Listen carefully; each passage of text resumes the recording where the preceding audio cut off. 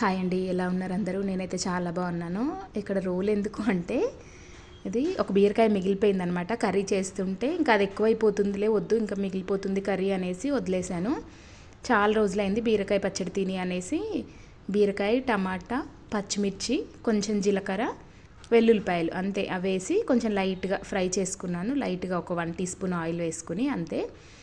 ఇంకా కొంచెం చట్నీయే కదా, ఇంకా మిక్సీ జార్లో ఎందుకులే అనేసి ఒకసారి ఇలా ట్రై చేద్దామని. నా దగ్గర చిన్న రోల్ ఉంది. యాక్చువల్గా ఇది ఓన్లీ ఎల్లుల్లిపాయలు దంచడానికే యూజ్ చేస్తాను అంతే.